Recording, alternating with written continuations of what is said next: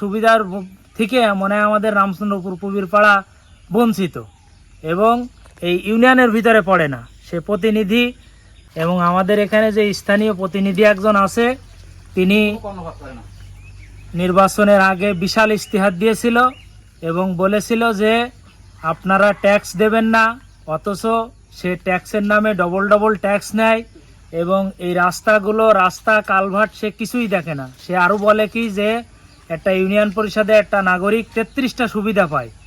তা আমার মনে হয় স্থানীয় প্রতিনিধির কাছে আমার আকুল আবেদন যে আমার মনে হয় এই 33টা সুবিধার থেকে মনে হয় আমাদের রামচন্দ্রপুর পুবিরপাড়া বঞ্চিত এবং এই ইউনিয়নের ভিতরে পড়ে না। সে প্রতিনিধি মানে ভোট যা নিয়ে গিয়েছে আমাদের কাছ থেকে এবং তো আমাদের কোনো দেখাশোনা করে না এবং আমাদের এখানে একজন যে ওয়ার্ডের একজন যে সদস্য আছে সেও মনে হয় আমাদের চেনে না।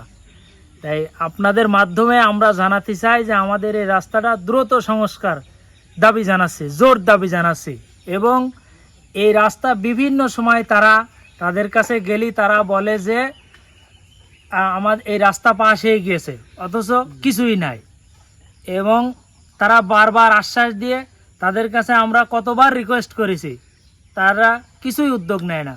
এই জন্যে আমি আপনাদের মাধ্যমে বলতে চাচ্ছি যে আমাদের এই রাস্তাটা দ্রুত সংস্কার করে আমাদের যাতায়াতের সুব্যবস্থা চাচ্ছি আমরা।